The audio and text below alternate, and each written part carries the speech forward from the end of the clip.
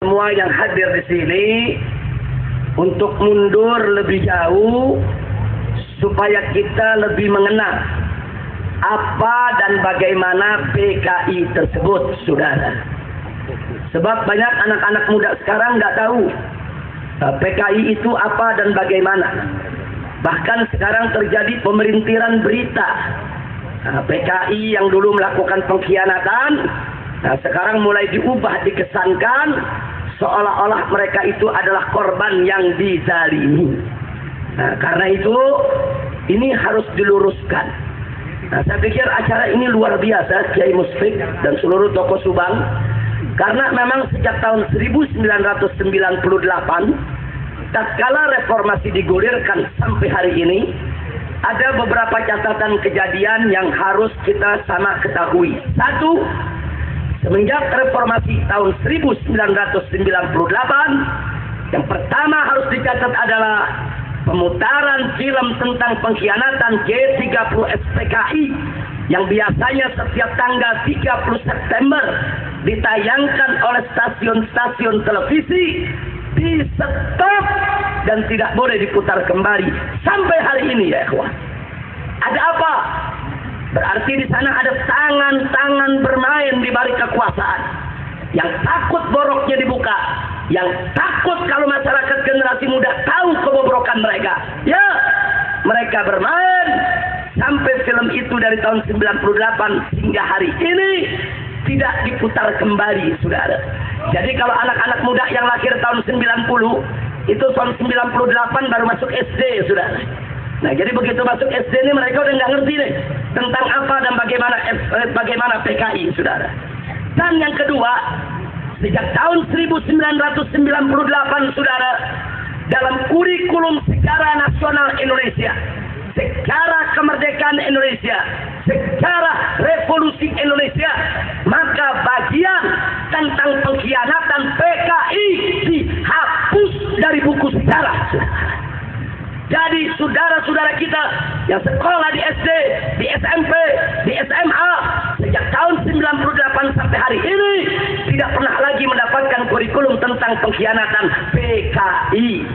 Saudara, kenapa? Ya, lagi-lagi saudara, ada tangan-tangan bermain di balik kekuasaan, saudara.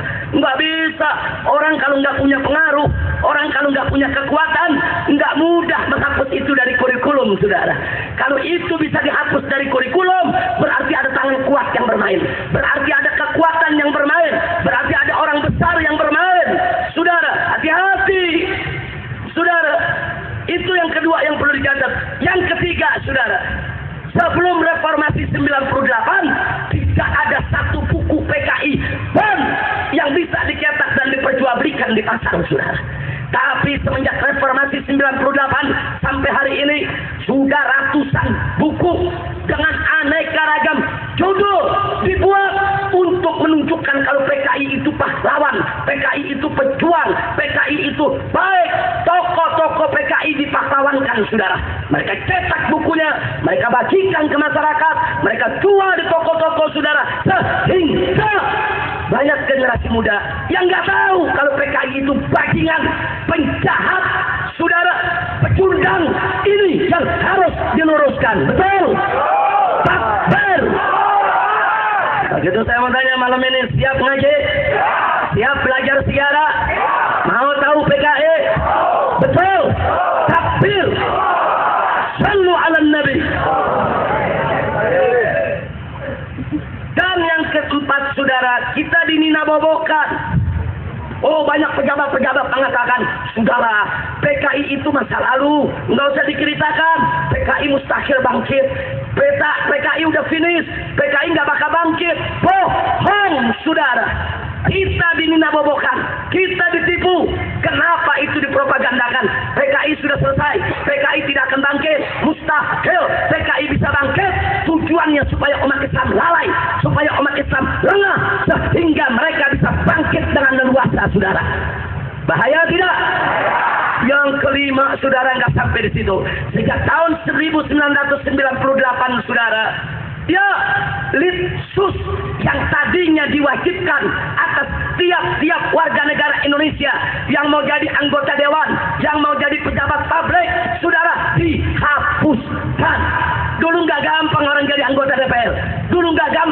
untuk jadi pejabat negara. Enggak gampang. Orang untuk jadi tentara, jadi polisi, saudara, harus ada penelitian khusus. Apakah dia punya hubungan dengan PKI? Bagaimana ideologinya, saudara? Kalau terbukti dia punya hubungan dengan PKI, apalagi masih berideologi PKI, tidak boleh untuk menjadi pejabat negara, tidak boleh untuk menjadi pejabat publik, tidak boleh untuk menjadi anggota dewan, saudara. Tapi setelah 1998, Litsus dihapus, saudara. Makanya jangan kaget. Tidak kurang dari 80 orang anak-anak PKI yang masih berideologi PKI sekarang duduk menjadi anggota DPR RI, saudara. Duduk jadi anggota DPR RI. Bahkan ada yang memimpin menjadi ketua komisi, saudara. Ya, bukan sekedar mereka anak PKI, saudara. Kita tidak memusuhi anak PKI. Bapaknya yang salah, anak tidak bisa kita salahkan. Tapi yang jadi persoalan adalah anak-anak PKI tersebut mengusung kembali ideologi PKI, mengkampanyekan kembali ideologi PKI. Bahkan salah satu dari mereka, saudara, yang bernama Rika Ciptaning, duduk jadi anggota DPR, duduk sebagai ketua komisi. Apa dengan bangganya? Dia karang 2 buku. Yang pertama, dia buat sebuah buku dengan judul Aku Bangga Jadi Anak PKI. Enggak sampai di situ, dia bikin lagi buku kedua. Begitu dia masuk DPR, jadi anggota DPR, dia bikin buku dengan judul Anak PKI Masuk Parlemen, saudara. Dia mau ledek kita semua, saudara. Dia mau ledek Kiai, dia mau ledek NU, dia mau ledek Muhammadiyah, dia mau ledek ormas-ormas Islam. Mana itu yang anti PKI? Aku bangga jadi anak PKI. Anak PKI masuk parlemen. Kalian mau apa? Insya Allah. Saya tanya, kurang ajar tidak? Kurang ajar tidak? Jadi kalau ada pejabat-pejabat yang teriak PKI mustahil bangkit, bohong tidak? Dusta tidak? Dia mau nina bobokan kita semua, saudara. Hati-hati. Real. PKI saat ini mulai bangkit, saudara. Real, saudara. Hati-hati. Hati-hati, saudara. Apalagi sekarang ini Komnas HAM dibantu dengan LSM Kontrador yang menjadi antek-antek asing, seperti Setara Institut yang dipimpin oleh Hendardi yang dulu membela Timur supaya merdeka dari Indonesia, saudara. Kali ini berteriak-teriak, dia minta kepada pemerintah Indonesia untuk minta maaf kepada PKI. Kurang ajar. Kurang ajar tidak? Kurang ajar tidak? Kurang ajar, saudara. Kita bangsa Indonesia disuruh minta maaf sama pengkhianat, minta maaf sama bajingan, minta maaf sama orang-orang zalim. Kurang ajar. Insya Allah. Maka itu saya mau tanya sekarang, mau tahu PKI tidak? Mau tahu PKI tidak? Baik, saudara. Buka mata, buka telinga, buka hati. Mari kita bahas, saudara, apa dan bagaimana PKI tersebut. Dan jangan lupa, sebagaimana amanat Allah dalam Al-Quranul Karim, faqala ta'ala fa'tabiru ya ulil absar. Ambil pelajaran. Hei, orang-orang yang memiliki akal pikiran. Hei, orang-orang yang memiliki ilmu pengetahuan. Hei, orang-orang yang memiliki hati nurani, pandangan yang dalam. Ambil pelajaran dari setiap peristiwa kejadian sejarah agar tidak terulang lagi menimpa umat Islam. Setuju? Setuju? Siap belajar? Siap mengambil pelajaran? Siap membaca sejarah? Takbir!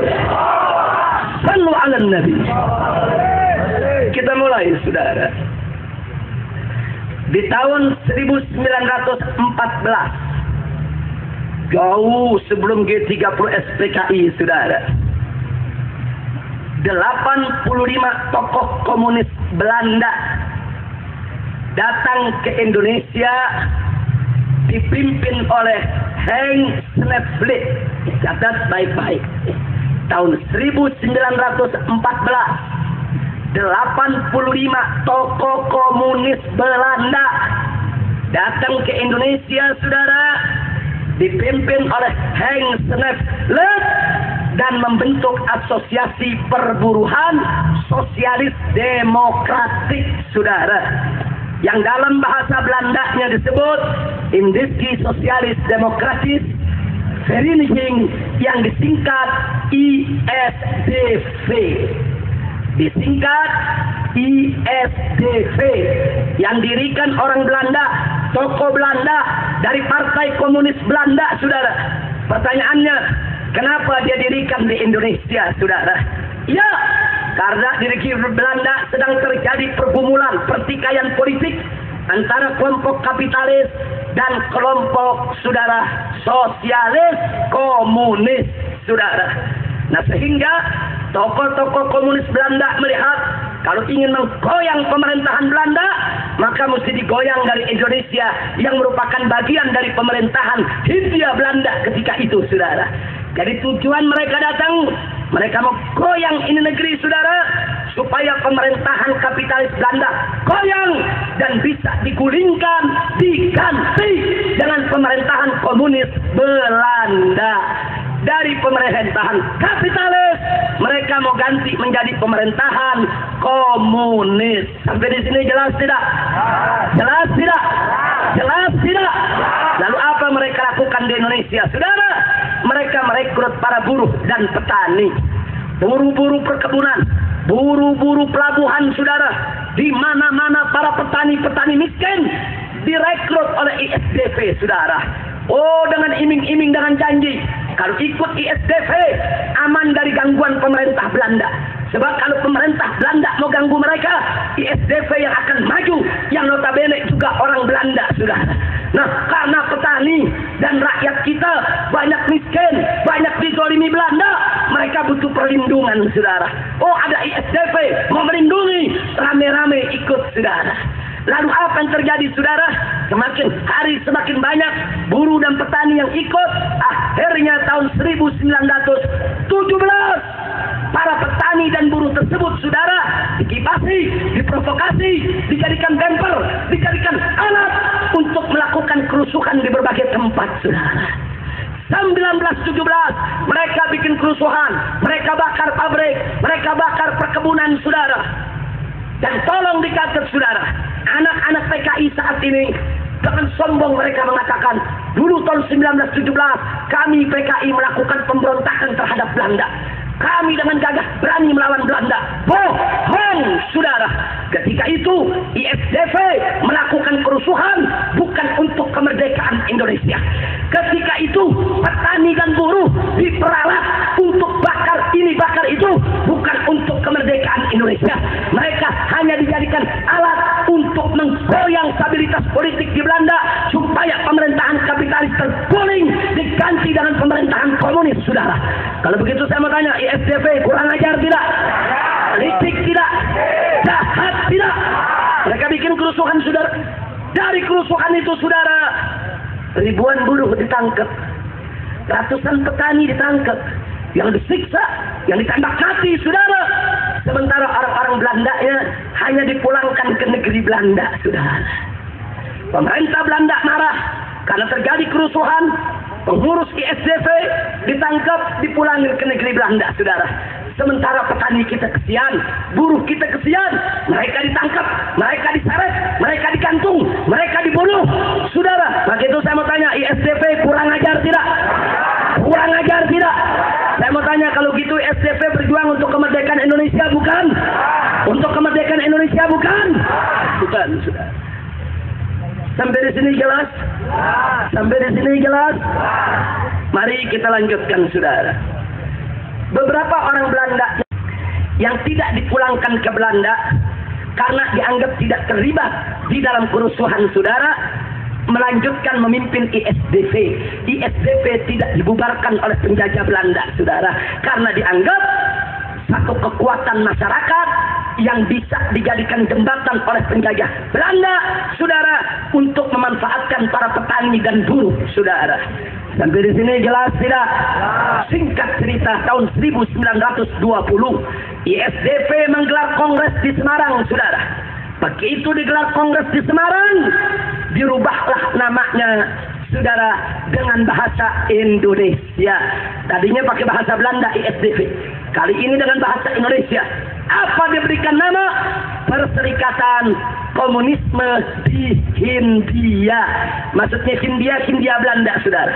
Perserikatan Komunisme di Hindia, disingkat PKH, saudara. Itu tahun 1920. Siapa yang mimpin?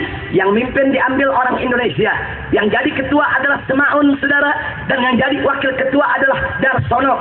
Semaun dulunya dari Sarekat Islam Surabaya. Dan Darsono adalah dari Sarekat Islam Solo. Yang berhasil dipujuk, dijebak, ditipu, direkrut oleh komunisme, saudara. Mereka yang memimpin PKH di tahun 1920. Sampai di sini jelas? Berarti SDP berubah jadi apa? Berubah jadi apa? Begitu berubah jadi PKH, saudara, setiap tahun PKH diundang untuk menghadiri konferensi komunisme internasional, saudara.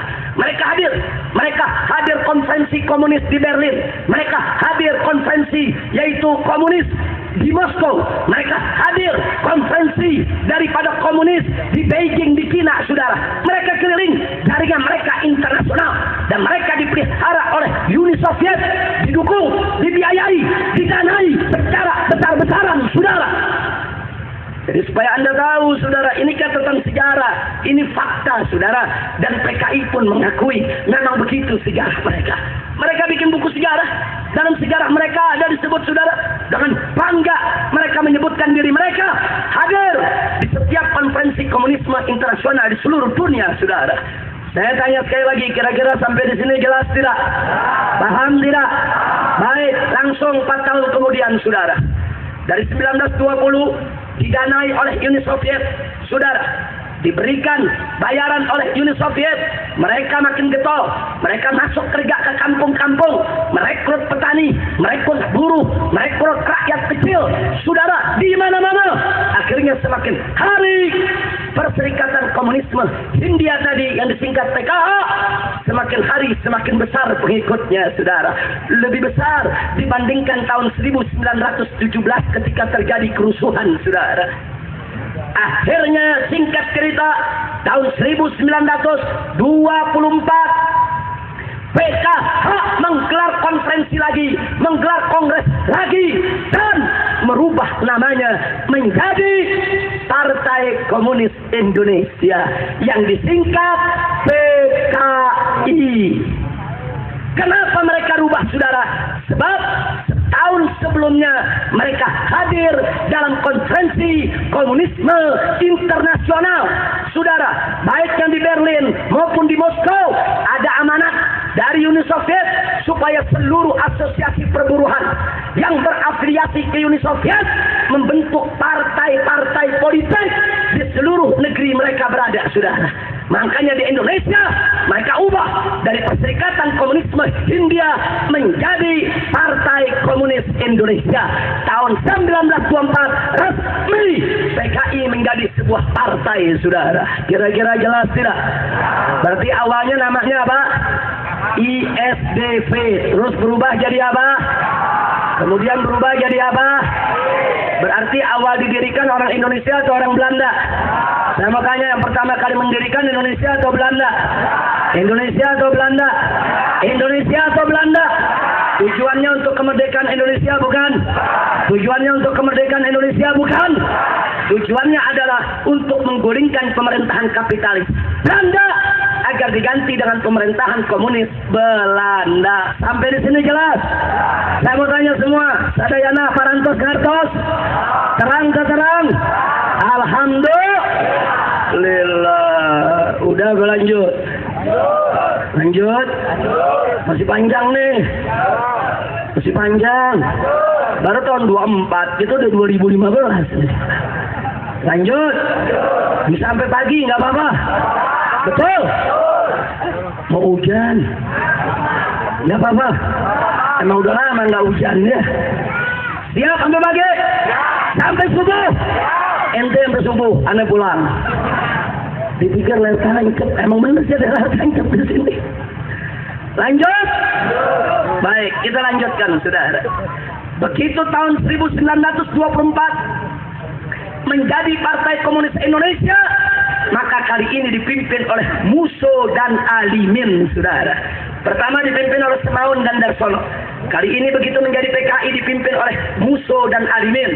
Musso punya rumah di Moskow, saudara. Musso punya rumah mewah di Moskow, saudara. Dia pulang pergi ke Moskow, saudara, untuk mengatur seluruh gerakannya. Dan dia dibiayai oleh Uni Soviet dan dilindungi oleh KGB, agen rahasia daripada Uni Soviet. Ini antek asing. Ini bukan kerja untuk bangsa Indonesia. Ini bukan kerja untuk kemerdekaan Indonesia. Tidak ada nasionalismenya, saudara. Jelas? Baik, kita lanjutkan, saudara. Tahun 1924, Musso memimpin PKI, dibantu oleh Alimin dan lainnya, saudara, mengembangkan PKI ke kampung-kampung, saudara. Begitu mereka merasa sudah kuat, di tahun 1926 dan 27, saudara, dia merasa sudah besar, pengikutnya sudah banyak, berakar sampai di desa-desa. Kali ini mereka melakukan kerusuhan lebih besar daripada tahun 1917, saudara. Besar-besaran, mereka bakar pelabuhan, mereka bakar perusahaan-perusahaan Belanda, mereka bakar perkebunan-perkebunan, saudara, mereka bakar pasar-pasar masyarakat, saudara. Ya, mereka bikin kacau di mana-mana.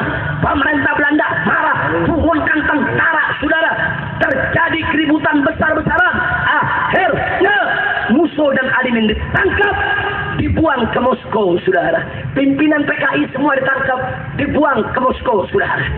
Sementara PKI dibubarkan oleh Belanda. Lalu bagaimana nasib petani dan nasib para yaitu buruh, saudara? Kesian, mereka ditangkapi, mereka ditembaki, mereka dibunuh. Bahkan puluhan petani digantung di jalan-jalan, saudara. Puluhan petani digantung oleh Belanda di jalan-jalan. Tiap kecamatan ada petani yang digantung untuk nakut-nakuti rakyat. Siapa melawan Belanda? Begini nasibnya, petani dibunuh, buruh dibunuh, umat dibantai. Sementara pimpinan PKI semua akhirnya kembali ke Moskow, punya rumah di Moskow, punya mobil di Moskow, punya harta di Moskow. Jahat tidak? Listrik tidak? Takbir! Jadi petani dan buruh jadi korban, betul? Begitu cara kerja PKI, saudara. Sampai sekarang nih, sampai sekarang nih, PKI mainnya di pabrik-pabrik, saudara. Pekerja-pekerja direkrut, ayo ikut serikat buruh kami. Ini serikat buruhnya ada yang Islam, ada yang komunis, saudara. Hati-hati, petani-petani, saudara, dibujuk untuk ikut mereka, saudara. Para petani, para buruh, kita cinta negeri, kita cinta Indonesia.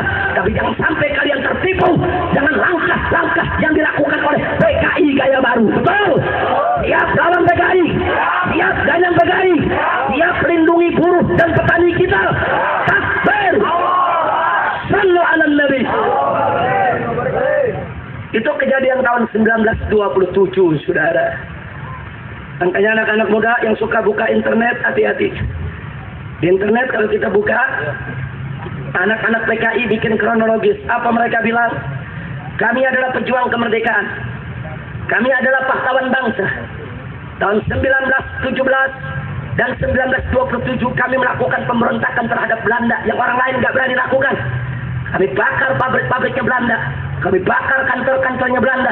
Kami bakar semua tempat-tempat perusahaannya Belanda.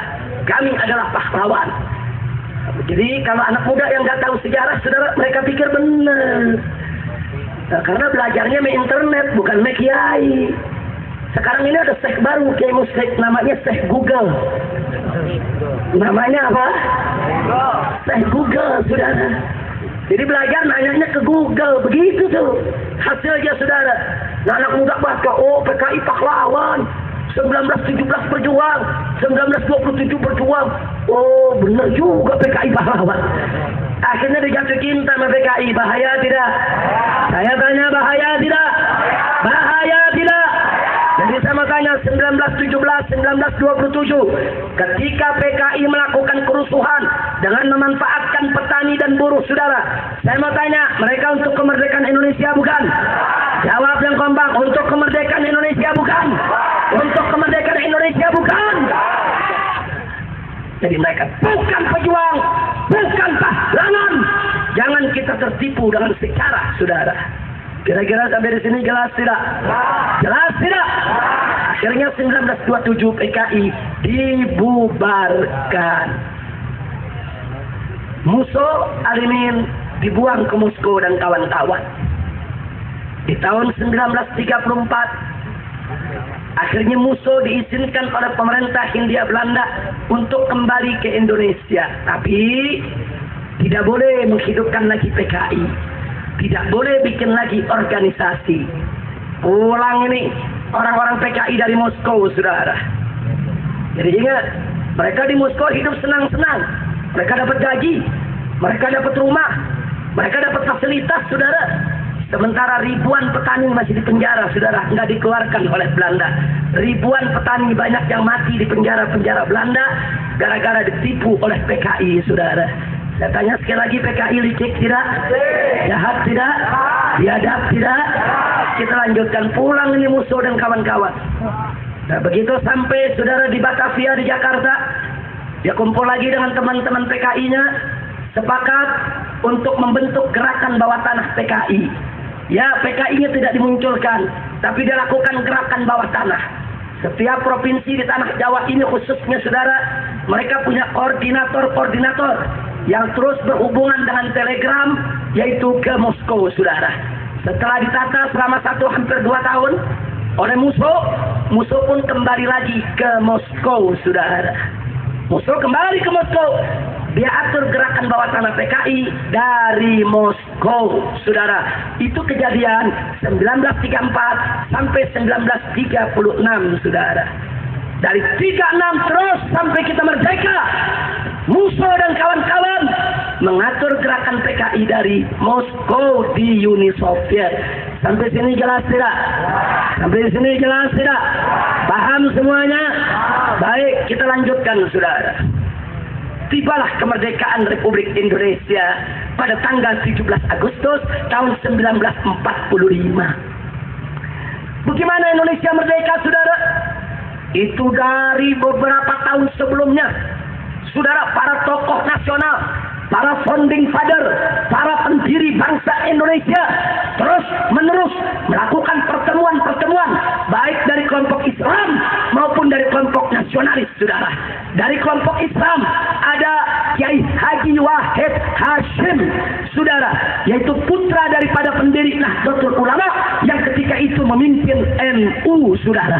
Dan yang kedua adalah ada Kiai Haji Abdul Qahar Muzakkir yang ketika itu adalah sepuh pimpinan daripada Muhammadiyah. Dan yang ketiga masih ada Kiai Haji Agus Salim yang merupakan sepuh pimpinan daripada Syarikat Islam, saudara. Itu dari kelompok Islam. Masih ada beberapa tokoh yang lainnya, saudara. Tapi jangan lupa ada 3 serangkai: NU, Muhammadiyah, Syarikat Islam. Mati-matian hadir setiap rapat, hadir setiap perundingan, saudara, untuk sungguh-sungguh bagaimana memerdekakan Indonesia. Bagus tidak? Bagus tidak? Saya mau tanya, kalau gitu NU bagus tidak? Muhammadiyah bagus tidak? Syarikat Islam bagus tidak? PKI nggak ada ikut perundingan. PKI nggak ada ikut menentukan lahirnya bangsa Indonesia, saudara. Nggak ada. Kemudian dari tokoh nasionalis ada Bung Karno, Bung Hatta, Bung Yamin, saudara. Mereka rembuk sama-sama untuk menentukan bagaimana kemerdekaan Republik Indonesia. Kalau gitu saya mau tanya, jasa mereka besar tidak? Saya mau tanya, jasa Kiai Haji Wahid Hasyim besar tidak? Kiai Haji Abdul Qahar Muzakkir dari Muhammadiyah besar tidak? Kiai Haji Agus Salim dari Syarikat Islam besar tidak? Bung Karno besar tidak? Bung Hatta besar tidak? Bung Yamin besar tidak? Jasa mereka semua besar, saudara. Singkat cerita, akhirnya, saudara, 17 Agustus 1945 Indonesia diproklamasikan kemerdekaannya. Alhamdulillah. Saya mau tanya, apa ada PKI ikut andil? Apa ada PKI ikut rapat? Apa ada PKI ikut merumuskan? Apa ada PKI ikut buat Pancasila? Apa ada PKI buat NKRI? Enggak ada. Mereka masih bercokol di Moskow. Mereka jadi antek asing. Mereka menjadi budak Soviet. Mereka menjadi budak-budak komunis. Sudah. Anak-anak PKI, jangan coba-coba kau katakan bahwa PKI pejuang, PKI pahlawan, PKI revolusioner, dusta, bohong, penipu. Yang pejuang adalah NU, betul? Yang pejuang adalah Muhammadiyah, betul? Yang pejuang adalah saudara Sarekat Islam, betul? Takbir! Insya Allah. Bung Hatta, Bung Yamin, begitu juga Bung Karno. Mereka adalah pejuang-pejuang yang ikut merumuskan lahirnya Negara Kesatuan Republik Indonesia. Alhamdulillah. Singkat cerita, kita baru merdeka nih sebulan dari Agustus. September, saudara, PKI minta dilibatkan.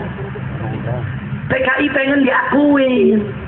Enggak, ditolak oleh Bung Karno, ditolak oleh Bung Hatta, ditolak oleh NU, ditolak oleh Muhammadiyah, ditolak oleh Sarekat Islam. Apa jasa mereka, saudara? Mereka nggak punya jasa. Lalu apa yang mereka lakukan? Karena mereka minta, mereka dilibatkan, tidak diberikan ruang. Akhirnya dari tanggal 1 sampai 20 Oktober 1945 mereka menteror tokoh masyarakat, saudara. Apa yang mereka lakukan? Mereka rebut Residen Pekalongan, mereka rebut Tegal, Brebes, Pekalongan, Batang, saudara. Ini semua kota mereka rebut. Lurah, camat mereka culik. Yang melawan mereka bunuh. Lurah disuruh mundur, camat disuruh mundur, saudara. Yang melawan mereka bunuh. Mereka ambil alih. Kenapa mereka ambil alih? Tegal, Brebes, Pemalang. Karena dulu menjadi basis pendukung mereka, saudara. Mereka rebut, mereka culik. Bukan itu saja, termasuk di Banten, Serang mereka serbu, saudara. Serang mereka rebut, saudara. Tangerang juga mereka rebut. Kenapa mereka lakukan itu? Karena mereka tahu negara kita baru merdeka, saudara. Masih lemah. Sebentar lagi ini Belanda mau datang, nyerbu kita, mau ngejajah lagi. Bukan mereka bantu negara, mereka bikin kacau di mana-mana. Kurang ajar tidak? Pengkhianat tidak? Bajingan tidak? Alasannya mereka kecewa karena mereka tidak dilibatkan. Saudara, kalau bicara kecewa, mestinya yang kecewa NU dan Muhammadiyah serta Sarekat Islam. Saya buktikan, saudara. Sebelum kita merdeka tanggal 17 Agustus, Bung Karno, Bung Hatta, Bung Yamin dengan NU, Muhammadiyah dan Sarekat Islam sudah sepakat bahwa Indonesia adalah negara berdasarkan ketuhanan dengan kewajiban menjalankan syariat Islam bagi pemeluk-pemeluknya. Udah sepakat, saudara. Begitu 17 kita merdeka, nggak ada masalah, udah sepakat. Tahu-tahu tanggal 18 Agustus, Bung Karno dan Bung Hatta menggelar sidang PPKI. 3 kiai kita tadi nggak diundang, saudara. Ki Haji Hasim Wahid Hasim nggak datang. Kiai Haji Abdul Qahar Muzakir nggak datang. Kiai Haji Agus Tarim nggak datang. Kenapa, saudara, mereka bertiga tidak diundang? Sebab berbulan-bulan berdebat, Bung Karno, Bung Hatta, Bung Yamin nggak menang lawan kiai kita, saudara. Enggak, bagaimana mau menang? Kiai-kiai kita 3 tadi hafal Quran, hafal hadis, terus Bung Karno mau lawan. Dari mana datangnya, saudara? Jangan kata Pancasila yang cuma 5 butir, Al-Quran 30 juz mereka talan. Betul? Betul? Mana sekarang pejabat disuruh baca Pancasila banyak yang nggak hafal? Betul? Betul? Betul? Takbir! Jadi biar tahu, saudara. Jadi kalau mau bicara sakit hati, saudara, NU kecewa, Muhammadiyah kecewa, Sarekat Islam kecewa, semua kecewa. Kenapa Bung Karno dan Bung Hatta menghapus kalimat dengan kewajiban menjalankan syariat Islam bagi pemeluk-pemeluknya? Kenapa? Mereka semua kecewa, saudara. Tapi dengan arif dan bijaknya, almarhum wal maghfurullah Kiai Haji Wahid Hasim Asy'ari menasihati orang-orang NU. Kiai Haji Abdul Qahar Muzakir menasihati orang-orang Muhammadiyah. Kiai Haji Agus Salim menasihati orang-orang Sarekat Islam. Apa nasihatnya?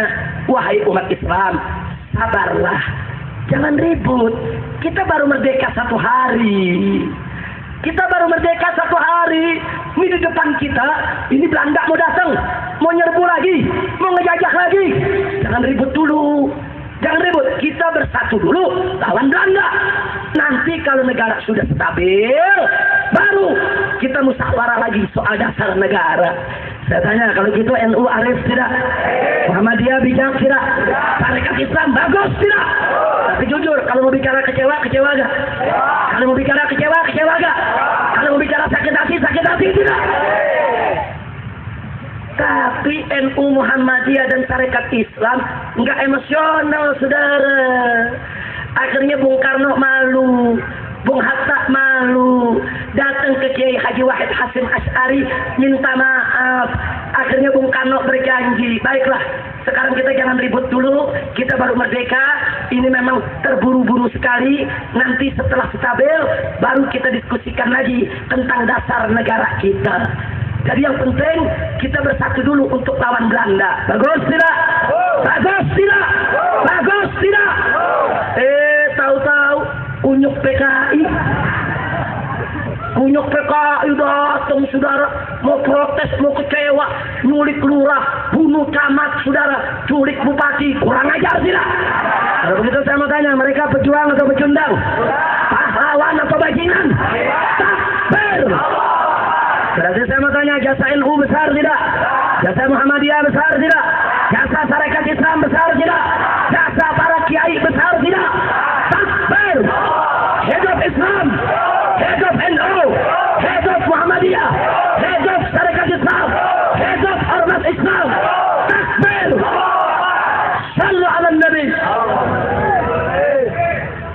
Sampai di sini jelas tidak? Paham? Udah malam nih. Lanjut. Masih mau tahu soal PKI? Kan udah cukup, udah bajingan.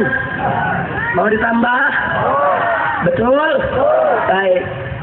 Setelah tanggal 1 sampai 20 Oktober 1945, PKI menebar teror. Tepat pada tanggal 21 Oktober, PKI mendeklarasikan diri kembali, saudara. 21 Oktober 1945, PKI mendeklarasikan sebagai Partai Komunis Indonesia secara resmi di Indonesia, saudara. Jadi kita merdeka 17 Agustus, PKI diresmikan 21 Oktober. Jadi duluanan mana? PKI apa merdeka? PKI apa merdeka? Nah, berarti PKI ada andil gak dalam kemerdekaan? Nggak ada. Kunyuk. Kira-kira jelas tidak? Takbir. Alhamdulillah. Kita lanjutkan, saudara. Begitu mereka mendeklarasikan sebagai partai PKI, tetap tidak dianggap oleh Bung Karno, tidak dianggap oleh Bung Hatta, tidak dianggap oleh ormas-ormas Islam. Akhirnya mereka bikin kekacauan di mana-mana, saudara. Dari Residen Pekalongan mereka serbu Cirebon, mereka usir tentara rakyat Indonesia, mereka rebut gudang senjatanya, saudara.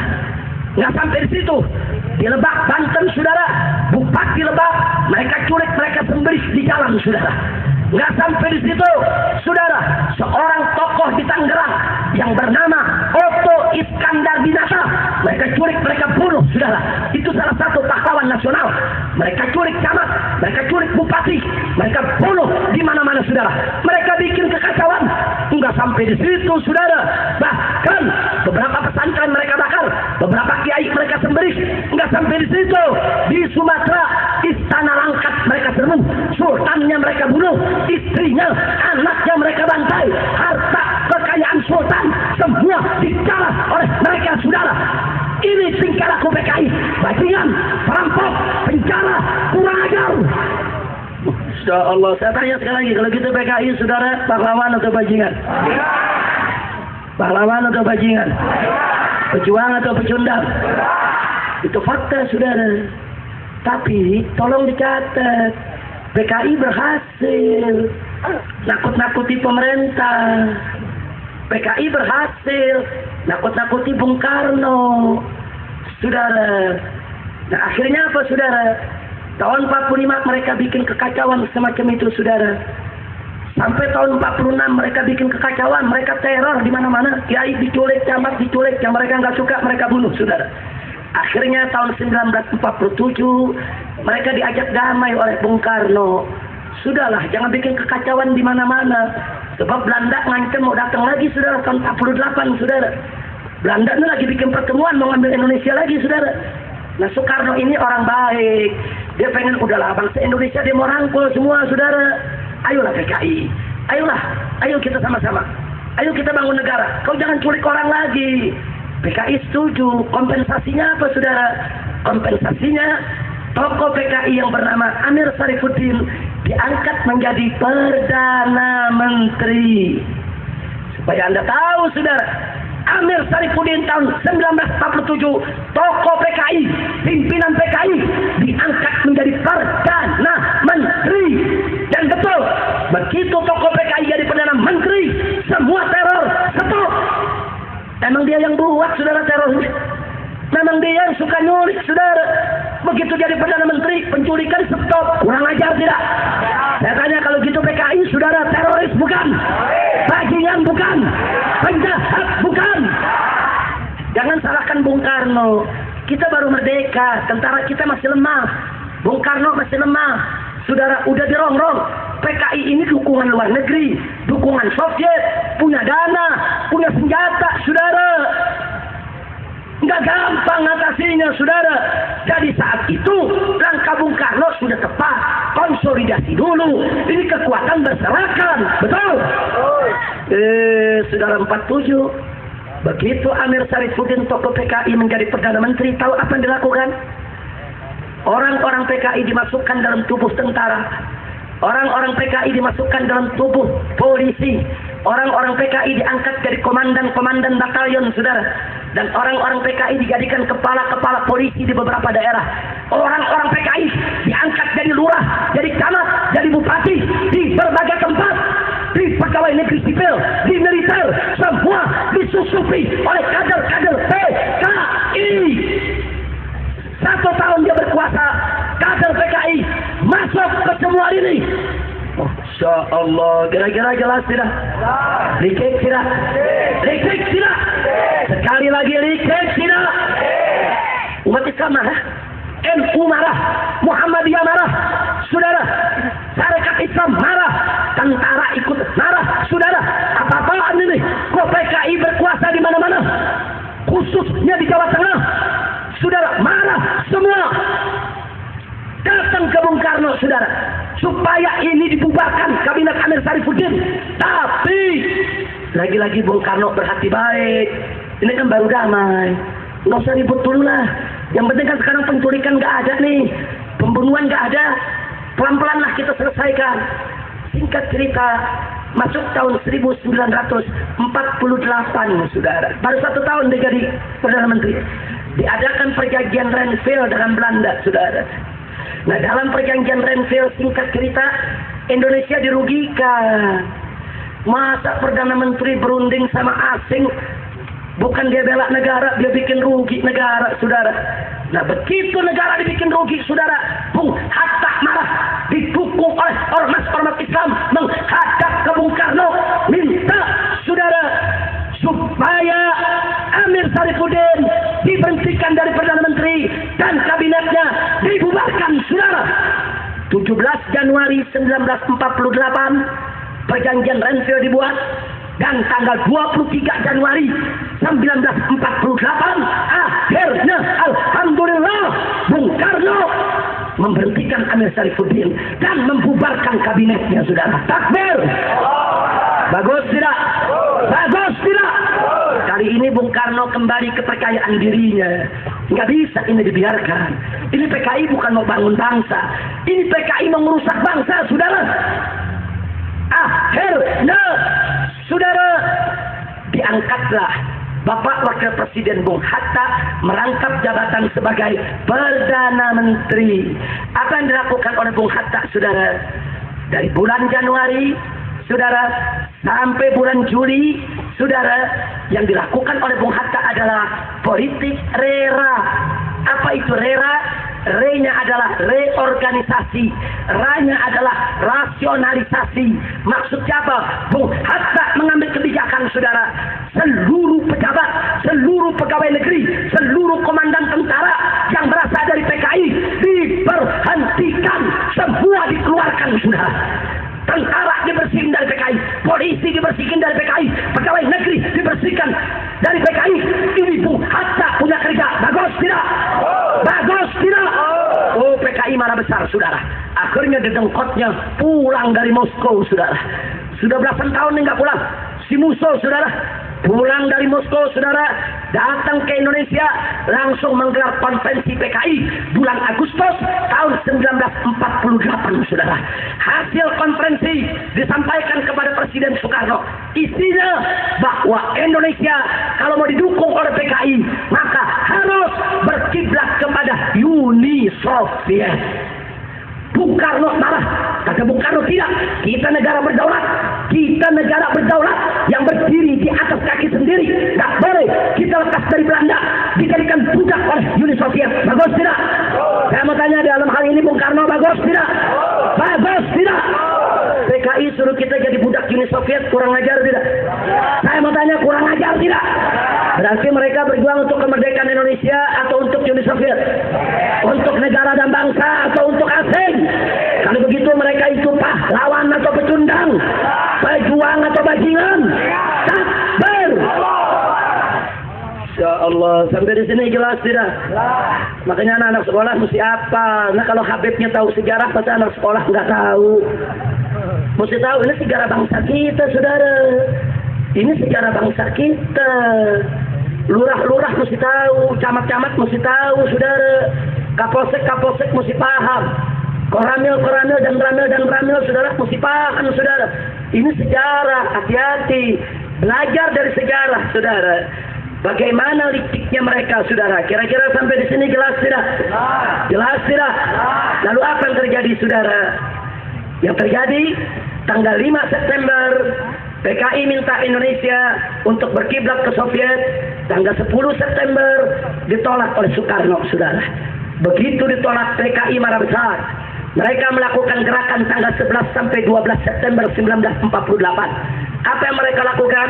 Gubernur Jawa Timur mereka cegat dalam perjalanan dan mereka bunuh, saudara. Termasuk 2 orang polisi yang mengawalnya. Nggak sampai di situ, saudara. Kolonel Mahardi dari tentara yang memimpin Madiun ketika itu mereka culik, mereka sembelih, mereka bunuh, saudara. Nggak sampai di situ, Dr. Muardi, pimpinan daripada rumah sakit pemerintah di Solo, saudara, juga mereka culik, mereka bunuh, mereka sembelih, saudara. Mereka culik tokoh-tokoh yang tidak setuju dengan PKI, tokoh-tokoh yang bela NKRI, tidak bela PKI, mereka culik, mereka bunuh. Tentara mereka bunuh, polisi mereka bunuh, pegawai negeri mereka bunuh, gubernur mereka bunuh, saudara. Bupati mereka culik, mereka bunuh. Diadab tidak? Diadab tidak? Dan tanggal 8, saudara, itu berlangsung terus sampai tanggal 16 September, saudara. Lalu tanggal 17 September ada kejadian memilukan, saudara. Ada kejadian memilukan, saudara, di Magetan. Almarhum Kiai Haji Sulaiman Suhdi Afandi, saudara. Kiai Haji Sulaiman Suhdi Afandi dengan 108 tokoh Islam, 108 tokoh masyarakat, mereka culik, mereka sembelih satu persatu dan mereka masukkan dalam lubang sumur, saudara. Kejadiannya di Desa Koto, Kecamatan Bendo, Kabupaten Magetan, saudara. Mereka sembelih, mereka masukkan itu semua mayat jenazahnya dalam sumur, saudara. 108 tengkorak ditemukan, saudara, termasuk jenazah daripada Kiai Haji Sulaiman Suhdi Afandi. Saya tanya, PKI biadab tidak? Kejam tidak? Jahat tidak? Setan tidak? Iblis tidak? Jadi biar tahu, saudara, itu kejadian 17 September 1948. 18 September besoknya PKI mengumumkan bahwa Indonesia sebagai negara Republik Soviet Indonesia, saudara. Biar apa NKRI diumumkan, dengan ini kami proklamasikan negara baru dengan nama Negara Republik Soviet Indonesia. Presidennya adalah Musso dan Perdana Menterinya adalah Amir Sarifuddin, saudara. Ya, begitu 18 September mereka dapat itu, sudah mereka umumkan itu, saudara. 19 September sampai 29 September mereka sapu bersih kota-kota di Jawa Tengah, saudara. Mereka pertama mereka rebut Kota Madiun. Kemudian mereka rebut Pacitan, Magetan, Ponorogo, Wonogiri, Cepu, Rembang, Kudus, Pati, Sukoharjo, Purwodadi, hampir semua kota-kota di Jawa Tengah mereka rebut, saudara. biadab, kurang ajar. Mereka bukan sembarang berebut. Begitu mereka berebut, tokoh-tokohnya mereka kumpulkan, mereka bunuh, saudara. Ada 2 pabrik gula yang mereka jadikan sebagai tempat pemotongan, saudara. Begitu itu terjadi, saudara, Presiden Soekarno memberikan perintah kepada Panglima Besar Jenderal Sudirman untuk mengerahkan TNI, saudara, untuk melawan, yaitu PKI di Madiun dan sekitarnya. TNI Jawa Tengah ketika itu lumpuh, saudara. Akhirnya dibawa TNI dari Jawa Timur dan pasukan Siliwangi dari Jawa Barat, saudara. Semua terjun ke Madiun perang melawan PKI, saudara. Akhirnya alhamdulillah tanggal 30 September 1948 Panglima Besar Jenderal Sudirman berhasil merebut seluruh kota Madiun dari tangan PKI, saudara. Takbir. Saya tanya, jasa para jenderal besar tidak? Jasa tentara besar tidak? Jasa Bung Karno besar tidak? Takbir. Dicatat, saudara, PKI begitu kalah pada TNI, keluar dari Madiun, itu sepanjang jalan mereka culikin kiai, saudara. Pondok pesantren mereka bakar, kiai-kiai mereka seret, mereka ikat, mereka bawa ke pabrik gula Waranggareng dan pabrik gula Arstewu, saudara. 2 pabrik gula ini dikumpulkan kiai, santri, tokoh masyarakat, saudara. Jumlahnya ratusan sampai ribuan orang. Satu persatu mereka sembelih, saudara. Mereka sembelih dalam pabrik gula. Saking banyak yang mereka sembelih, itu darah sampai ke betis kaki orang, saudara. Biadab, biadab. Dan mereka buat 7 lubang neraka, saudara. Kenapa disebut lubang neraka? Karena setiap lubang ada ratusan mayat kiai, tokoh-tokoh NU, santri-santri yang mereka bunuh, mereka masukkan ke lubang, saudara. Itu yang ditemukan 7 lubang. Itu yang ditemukan baru di Magetan, saudara. Bagaimana tempat yang lain? Semalam saya bertemu dengan Kiai Haji Saudara Ahmad, yaitu Syafi'i Mufid, saudara, seorang tokoh NU bercerita, dulu waktu peristiwa PKI Habib, saya masih jadi santri di Demak. Saya jadi santri di Demak, itu santri-santri pondok saking takutnya dengan teror PKI, nggak berani tidur di pesantren. Malam pesantren kita kosongkan, kita tidur di kebun, kita tidur di kuburan, nggak berani tidur di pesantren. Kenapa? Karena PKI bisa menyergap, dia bakar pesantren. Sama kiai dan santri-santri hidup bisa dibakar, saudara. Ini terornya PKI, ini biadabnya PKI, saudara. Tanya kepada orang-orang tua kita, tanya kepada kiai-kiai kita yang mengalami itu semua. Begitu saya tanya, PKI biadab tidak? Bajingan tidak? Zalim tidak? Siap lawan PKI? Siap ganyang PKI? Takbir! Insya Allah. Itu 7 lubang yang ketahuan. Yang nggak ketahuan sampai saat ini, saudara. Jadi biar tahu, jadi ketika itu, saudara, NU banyak jadi korban. Masyumi, Muhammadiyah banyak jadi korban, saudara. Mereka disembeli, dibunuh, saudara. Orang-orang syarikat Islam banyak jadi korban. Jadi biar tahu, saudara, bagaimana nasib para ulama kita dulu menghadapi teror PKI. PKI berkuasa di Jawa Tengah. Kenapa? Karena di setiap kota mereka punya basis sangat kuat, sampai ke Blora, sampai ke Blitar dan lain sebagainya, saudara. Kira-kira sampai di sini jelas tidak? Jelas tidak? Baru di bulan November tahun 1948, Jenderal Sudirman dengan pasukan tentaranya berhasil menguasai seluruh kota di Jawa Tengah, saudara. Akhirnya Musuh ditangkap, Alimin ditangkap, dan mereka dieksekusi, ditembak mati, saudara. Alhamdulillah, selesai tahun 48. Saya tanya, sampai di sini PKI jahat tidak? Biadab tidak? Zalim tidak? Saya mau tanya, layak gak kalau ketika itu dibubarkan? Pantas tidak? Wajib tidak? Itu yang diminta oleh tentara. Tentara menghadap presiden minta PKI dibubarkan. Jenderal Sudirman minta PKI dibubarkan, saudara. Begitu juga para ulama, para kiai minta PKI dibubarkan. Tapi sayang, sejuta sayang, lagi-lagi Bung Karno terlalu baik hati. Bung Karno menolak pembubaran PKI. Karena Bung Karno masih berharap, saudara, itu kan musuh, itu kan oknum. Sekarang kan ada tokoh PKI yang lain yang gak terlibat dalam pemberontakan di Madiun. Mungkin mereka masih mau bangun negara. Ini baiknya Bung Karno, saudara, yang disalahgunakan oleh PKI. Akhirnya PKI tidak dibubarkan, sudah. Saya mau tanya, jujur, PKI biadab tidak? Jahat tidak? Kerusuhannya parah tidak? Kejahatannya parah tidak? Musuhnya bubarin jangan? Musuhnya bubarin, sudah. Enggak dibubarin. Kan presiden punya kuasa penuh, sudah. Baik, tolong catat baik-baik. Sebelum saya lanjutkan, catat baik-baik. Bung Karno bukan PKI.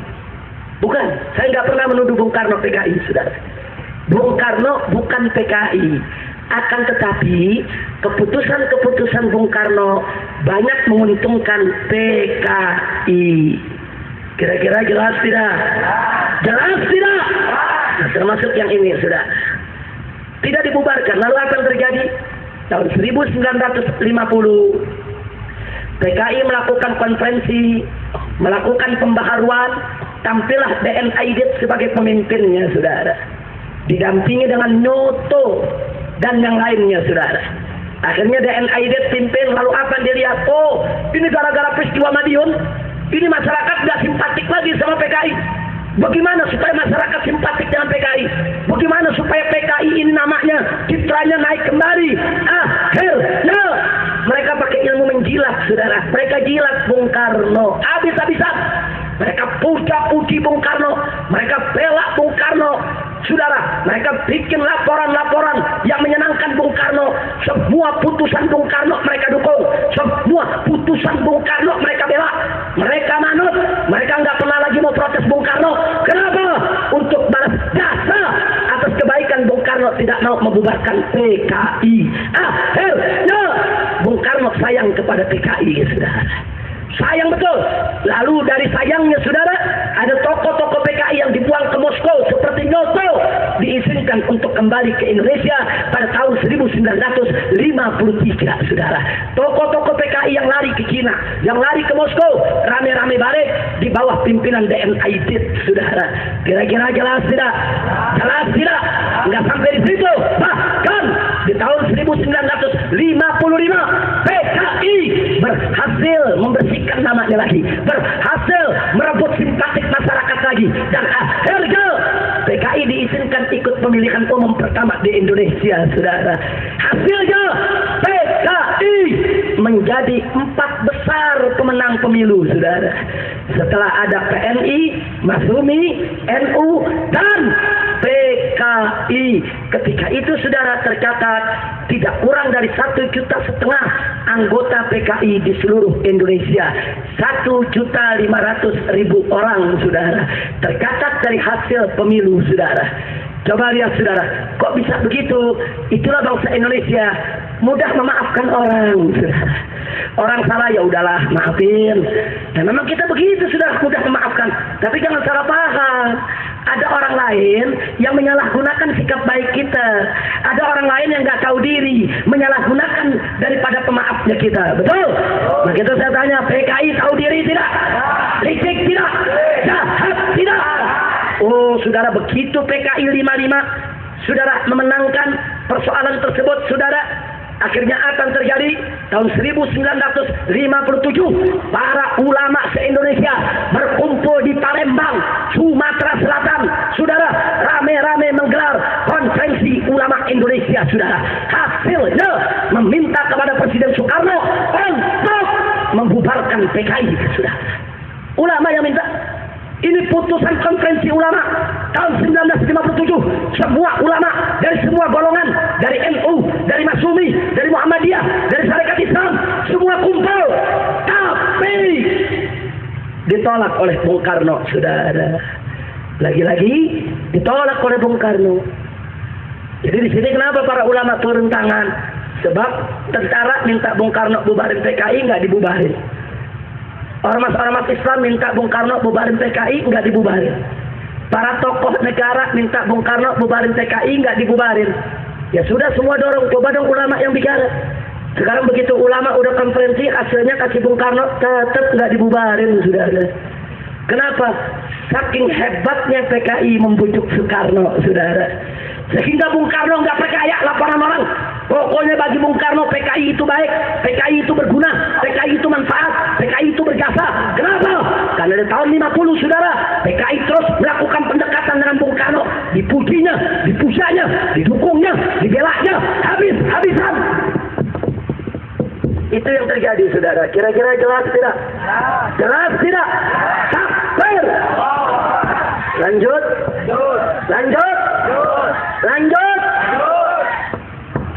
Akhirnya saudara, Bung Karno tetap tidak membubarkan. Dan yang terjadi saudara, di tahun 1960 bahkan Bung Karno meluncurkan politik Nasakom. Apa itu Nasakom? Nasional Agama Komunis.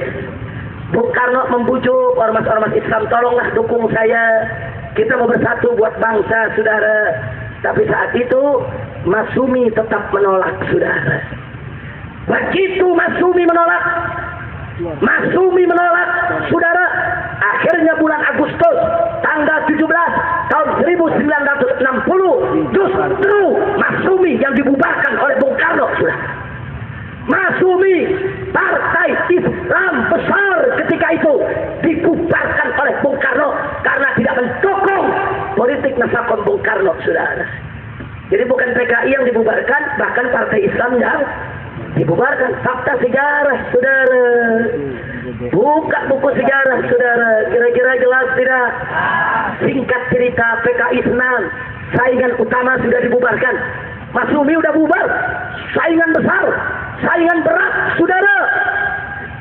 Akhirnya saudara, apa yang terjadi setelah itu saudara? Di tahun 1963 PKI memprovokasi Bung Karno untuk konfrontasi dengan Malaysia saudara. Dia juga lawan itu Malaysia, Danyang itu Malaysia, perangi itu Malaysia, Malaysia bajingan, Malaysia penjahat. Saudara, tentara menolak, ulama menolak, NU menolak, Muhammadiyah menolak. Tidak boleh menyelesaikan masalah dengan Malaysia, negara tetangga dengan perang. Tapi PKI ngotot, harus perang. Kenapa PKI ngotot? Ada dua tujuan saudara. Satu, PKI di Indonesia sudah kuat. Partai Komunis di Malaysia lemah, mau dibubarkan oleh pemerintah Malaysia. Ada instruksi dari Soviet, harus mendukung komunis yang di Malaysia saudara.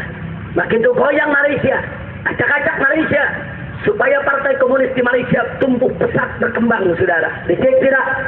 Lecek tidak? Ada lagi tujuan kedua saudara. PKI tahu tentara kita ini baru dibangun, personilnya nggak cukup buat perang lawan tetangga saudara. Makanya tentara kita belum gila, tentara nggak mau saudara, nggak mau saudara. Tapi kalau sudah instruksi presiden mau bilang apa, wajib untuk dilaksanakan, betul? Akhirnya apa yang terjadi saudara? Tujuan PKI, kalau nanti tentara sudah lawan Malaysia, tentara kita kekurangan personil, saat itu PKI akan menyodorkan proposal kepada Soekarno. Apa proposalnya? Kepada presiden, kita nggak cukup tentara kita lawan Malaysia. Dari presiden nggak usah khawatir, kami banyak punya petani, kami banyak punya buruh, kita berikan mereka semua senjata. Buat angkatan kelima, sudah ada angkatan darat, sudah ada angkatan udara, sudah ada angkatan laut, sudah ada angkatan kepolisian. Bikin angkatan kelima, yaitu angkatan buruh dan tani saudara. Tani yang dikasih senjata, buruh yang ada dikasih senjata. Tujuan PKI supaya anggota PKI yang mayoritas petani dan buruh dari Sabang sampai Merauke dikasih senjata, dikasih pedil, dikasih pistol, dikasih granat, dipersenjatai saudara. Lecek tidak? Lecek tidak? Ini dikium oleh ormas Islam saudara. GPII turun ke jalan saudara, demonstrasi menolak saudara untuk angkatan kelima. PII turun ke jalan menolak. Hasilnya apa saudara?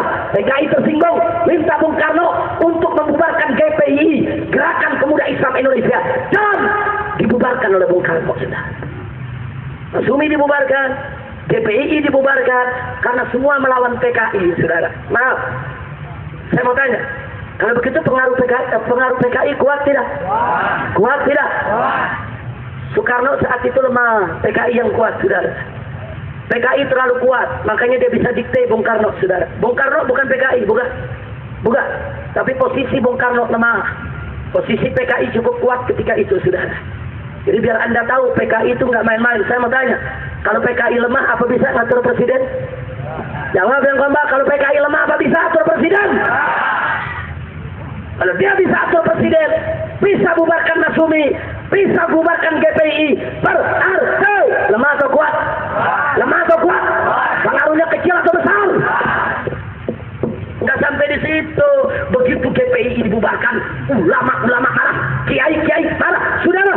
Lalu PKI tersinggung, minta Bung Karno tangkap itu semua ulama. Dan hasilnya Bung Karno menangkap ulama, saudara. 1, Buya Hamka ditangkap, saudara. 2, Kiai Haji Soleh Iskandar ditangkap, Kiai Haji Yunan Helmi Nasution ditangkap, Kiai Haji Ezek Mutakin ditangkap, saudara. Semua kiai-kiai besar ditangkap, dijebloskan ke penjara. Katanya saudara, PKI kurang ajar tidak? Biadab tidak? PKI merasa senang, musuh-musuh besar udah bubar, GPI bubar, Masyumi bubar. Kali ini saudara ditambah lagi nih, ulama-ulama ditangkapi, saudara. Senang dia, senang. Akhirnya tahun 1964 saudara, ada namanya Partai Murbah. Apa itu Murbah? Singkatan dari Musyawarah Rakyat Banyak, saudara. Anggota Partai Murbah sebagian dulu mantan anggota PKI, jadi mereka tahu rencana PKI, saudara. Nah, orang-orang Partai Murbah ini, saudara, lapor ke Bung Karno, hati-hati Bapak Presiden, PKI mau kudeta, PKI ini mau kudeta, jangan diberi kesempatan, mereka punya niat busuk, niat jahat. Lagi-lagi Bung Karno nggak percaya. PKI tersinggung, lapor lagi ke Bung Karno supaya Murbah dibubarkan. Hasilnya, saudara, bulan Januari tahun 1965 Partai Murbah dibubarkan. Saya mau tanya sekali lagi, kalau gitu saat itu PKI lemah atau kuat? Pengaruhnya kecil atau besar? Dari mana Anda tahu kuat? Kalau lemah, nggak bisa ngatur presiden, betul? Yang bisa ngatur presiden lemah apa kuat? Ringan atau berat pengaruhnya? Yakin? Betul? Takbir! Akhirnya betul, saudara, bulan Juli tahun 1965,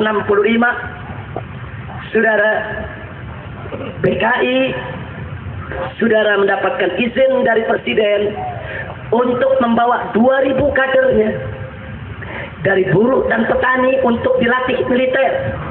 Diajarkan menggunakan senapan bedil laras panjang, diajarkan menggunakan pistol, diajarkan melempar granat, diajarkan taktik strategi perang, saudara. Di mana tempatnya? Di Halim, Jakarta, dekat Lubang Buaya, saudara. Di situ mereka latihan. 2.000 pemuda PKI latihan dengan senjata resmi diizinkan oleh negara, saudara. Coba kita lihat, saudara, mereka udah nggak ada yang protes lagi. Kiai-kiai udah ditangkepin, saudara. Murbah udah dibubarkan, GPI dibubarkan, PSI juga dibubarkan, pimpinan AWS Kokro Aminoto. Begitu juga Masyumi dibubarkan. Semua lawan politik dibubarkan, saudara.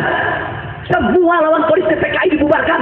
Akhirnya bulan Juli, saudara, masuk sampai Agustus, sampai September, mereka latihan perang di Halim, mereka atur rencana. Puncaknya tanggal 30 September, mereka sudah punya rencana. Ada 7 jenderal yang harus mereka bunuh, saudara. Karena mereka melihat musuh mereka yang paling berat cuma TNI, cuma tentara saat itu. Ulama udah dijebloskan ke penjara, Masyumi udah dibubarkan, PSI udah dibubarkan, Murbah udah dibubarkan, saudara. GPI sudah dibubarkan, saudara. Semua udah dilumpuhkan. Musuh berat tinggal satu. Musuh beratnya adalah tentara. Kalau mau melumpuhkan tentara, bunuh jenderalnya, saudara. Maka itu, saudara, pasukan Cakrabirawa yang dikenal sebagai pengawal presiden, yang juga berasal dari tentara, yang berhasil direkrut oleh PKI, saudara, mereka lah yang mendatangi rumah-rumah para jenderal. Mereka culik satu persatu, mereka bawa satu persatu ke Lubang Buaya, saudara. Hanya satu yang selamat, yaitu Jenderal Abdul Haris Nasution, saudara. Itu pun putrinya tertembak dan mati, saudara. Putri bungsunya yang masih berusia 5 atau 6 tahun, ada Irma Suryani Nasution, nggak peduli PKI, walaupun anak kecil, bunuh, tembak, matiin. Saya tanya, saudara, PKI bejat tidak? Jahat tidak? licik tidak, kejam tidak, diculik semuanya, dan semuanya dibunuh, saudara, disembelih, saudara, dibunuh, disiksa, dan dimasukkan dalam lubang buaya. Besok paginya 1 Oktober, PKI mengumumkan lewat Radio Republik Indonesia, dia fitnah para jenderal. Apa dia bilang kepada masyarakat rakyat Indonesia? Bahwa ada rencana kudeta dari Dewan Jenderal dan sudah kami gagalkan. Dengan ini kami akan mengumumkan Dewan Revolusi baru. Jadi mereka mau balik, saudara. Mereka mau balik. Tapi akhirnya apa yang terjadi, saudara? Hari itu juga pimpinan tentara saat itu Abdul Haris Nasution yang sedang dalam keadaan shock meminta kepada bawahannya yang tidak lain dan tidak bukan adalah Jenderal Soeharto, ketika itu pangkat masih letjen, untuk mengambil alih keamanan negara, saudara, melalui Kostrad yang dipimpinnya. Saat itu juga Kostrad, saudara, dan seterusnya menguasai RRI, saudara, dan mengumumkan kepada seluruh bangsa Indonesia bahwa kudeta PKI digagalkan. Nggak ada itu kudeta kepala negara, saudara. Akhirnya mereka diserbu di Halim, dipimpin oleh Sarwo Edi. Sarwo Edi itu adalah mertua daripada Presiden SBY, saudara. Dipimpin oleh Sarwo Edi, diserbu Halim, dan akhirnya mereka berhasil dilumpuhkan. Ternyata yang berontak dari PKI ada angkatan darat, ada angkatan udara, ada angkatan laut, ada polisi yang direkrut oleh PKI untuk menjadi pengkhianat bangsa. Ini pelajaran bagi tentara, pelajaran bagi polisi, jangan sampai disusupi lagi. Betul? Betul. Ini kadang-kadang tentara sama polisi teriak umat Islam jangan disusupi. Lu yang disusupi. Betul? Betul. Iya, teriak-teriak kita jangan disusupi, lu yang disusupi. Untung masih ada jenderal-jenderal baik, betul? Untung masih banyak jenderal-jenderal cinta negara, betul? Anda bayangkan kalau jenderal-jenderalnya semua direkrut sama PKI, jadi komunis kita semua. Bahaya tidak? Bahaya tidak? Kalau begitu TNI dan polisi wajib belajar tidak? Wajib mengambil pelajaran tidak? Wajib menjaga diri tidak? Wajib jaga untuk tidak susupi tidak? Takbir! Insya Allah. Sampai di sini jelas, saudara? Saya tidak mau melanjutkan. Lanjutannya bagaimana, Habib? Ada di layar. Kan tadi sudah disetel sebagian, betul? Masih belum selesai? Belum selesai? Sebentar lagi diteruskan sampai tuntas. Jangan pulang sampai filmnya selesai. Setuju? Setuju? Nah, lanjutannya nanti ada di layar, saudara. Bagaimana biadabnya mereka? Bagaimana jahatnya mereka, liciknya mereka, bengisnya mereka. Dan tolong dicatat, saudara, saking dekatnya Bung Karno dengan PKI, tahun 1962 dua orang pimpinan PKI diangkat menjadi menteri penasehat presiden, saudara, yaitu Aidit dan Noto. Dan kurang ajarnya, saudara, pada tanggal 5 Oktober begitu terjadi rapat kabinet dipimpin oleh Soekarno untuk menyikapi peristiwa G30 SPKI, dua menteri PKI ikut hadir, saudara. Ikut hadir dalam rapat ngotot, saudara, bahwa tentara yang salah, jenderal yang salah.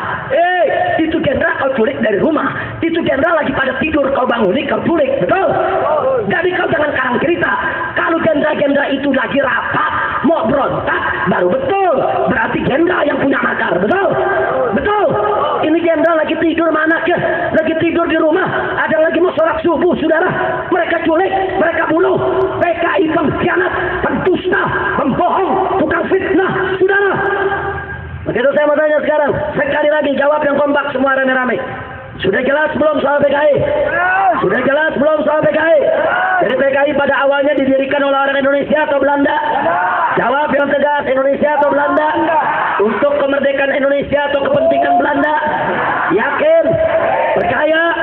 Jadi 1917, 1927 PKI melakukan kerusuhan, saudara. Untuk kemerdekaan Indonesia bukan?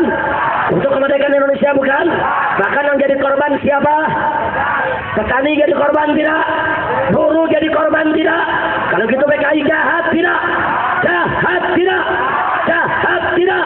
Sekarang saya mau tanya dulu, yang culik gubernur siapa? Jawab yang kompak. Yang bunuh gubernur siapa? Yang culik camat siapa? Yang bunuh kiai siapa? Yang bakar pesantren siapa? Yang bunuh jenderal siapa? Yang khianat kepada negara siapa? Kalau begitu, saudara, PKI biarkan atau lawan? Biarkan atau ganyang? Apa perlu PKI dihidupkan akan kembali di Indonesia. Takbir. Siap lawan PKI. Siap ganyang PKI. Masyarakat Subang angkat tangan semua. Semua angkat tangan. Takbir. Takbir. Sekali lagi takbir. Siap ganyang PKI. Siap lawan PKI. Takbir. Sallu ala Nabi. Allahumma salli wa sallim alaihi. Sampai di sini jelas gak? Jelas gak? Jelas tidak? Alhamdulillah. Ini negara lagi enak-enak mau ngebangun. Tahu-tahu Komnas HAM, LSM Komprador minta kepada Presiden Jokowi minta maaf kepada PKI. Kutil babi. Kurang ajar, saudara. Saudara, mestinya penjahat yang minta maaf. Bukan kita minta maaf sama penjahat. Betul? Betul? Betul? Udah gitu Presiden gak tegas lagi.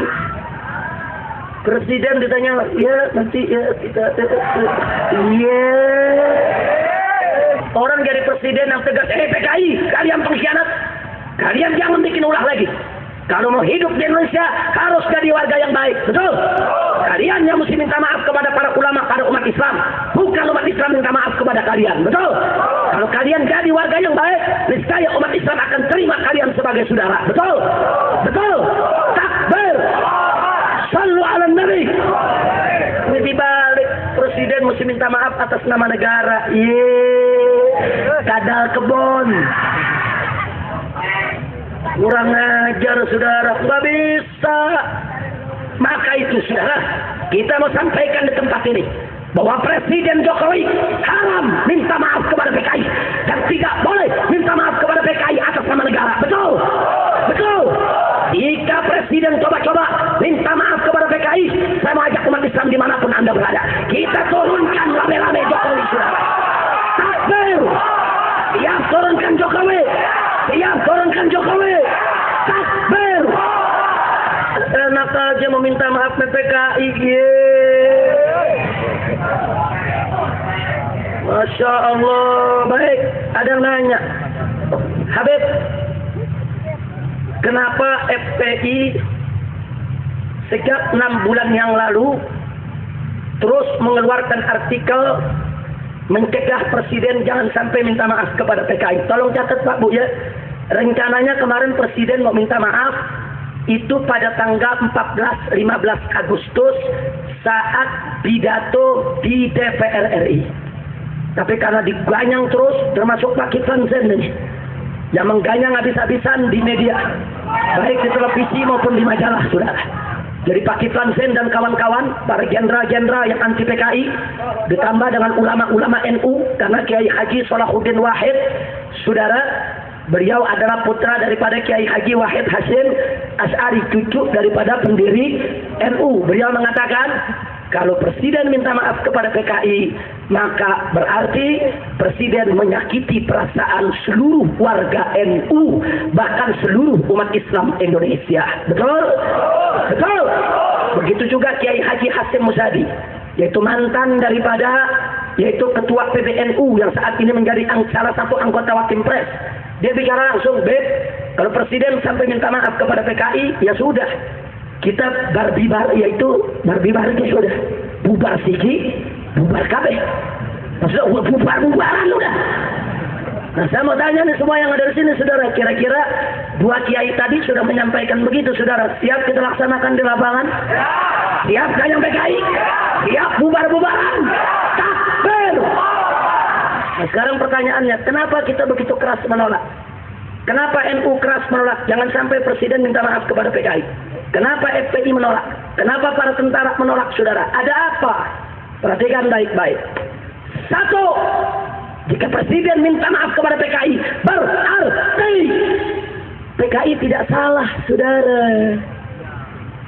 Dua, kalau PKI tidak salah, berarti yang salah siapa? Kiai. Berarti yang salah NU. Sebab ingat, begitu tahun 1965 para jenderal dibunuh, saudara, tentara kalang kabut di mana-mana. Bagaimana menghadapi PKI? PKI begitu kuat. Ketika itu, saudara, seminggu setelah kejadian, GP Ansor di kota-kota di mana saja di Pulau Jawa turun demonstrasi di jalanan, saudara. Mereka minta kepada Presiden untuk bubarkan PKI. PKI marah kepada NU, PKI marah kepada Ansor. Lalu apa yang terjadi, saudara? Di Banyuwangi, pemuda-pemuda Ansor diundang pada orang-orang PKI, dan orang-orang PKI menyamar pura-pura jadi pemuda Ansor, saudara. Mereka diundang. Begitu mereka masuk ke perkampungan tersebut, gerwani-gerwani menyediakan mereka minum, disambut. Orang-orang Ansor pikir betul mereka orang NU, saudara. Katanya ada tablik akbar. Begitu mereka makan, mereka diracuni. Setelah diracuni, saudara, mereka dalam keadaan sekarat. Mereka disembelih satu persatu dan masukkan dalam lubang. Tidak kurang dari 65 pemuda Ansor disembelih oleh PKI. Begitu juga di Blitar, begitu juga di Blora. Orang-orang Ansor diculik, kiai-kiai diculik, mereka dibunuh. Akhirnya, saudara, tanggal 13 Oktober pecah bentrok NU dengan PKI dari Sabang sampai Merauke, saudara. Muhammadiyah ikut NU, Al-Irsad ikut NU, Habaib ikut NU. Ketika itu rame-rame mereka semua melawan PKI. Itulah sebabnya tentara akhirnya punya kekuatan, punya modal, karena didukung oleh umat Islam. Betul? Betul? Kalau NU nggak marah, Muhammadiyah nggak marah, Habaib nggak marah, Kiai nggak marah, tentara nggak punya daya upaya untuk menghadapi PKI, saudara. Ini hikmah ilahiyah, ini pertolongan Allah. Begitu NU turun, Kiai turun, Habaib turun, PKI dari Sabang sampai Merauke dihabisi. Insyaallah, alhamdulillah, tidak kurang dari 1 juta PKI dibunuh oleh umat Islam, saudara. Tapi jangan Anda pikir mereka nggak bunuh kita. Saya tanya, yang mulai nyulik siapa? Yang mulai bunuh siapa? Yang bakar pesantren siapa? Yang bunuh kiai siapa? Jadi kalau nyawa dibayar nyawa, perlu tidak? Udah bagus tidak? Tahu-tahu sekarang PKI teriak ke Amerika, ke PBB, ke Komnas HAM. Apa mereka bilang? Kami tahun 65 dizolimi. Tolong kami, ada pelanggaran HAM. Cengeng. Lu ngajak NU perang begitu kalah, cengeng, kutu babi.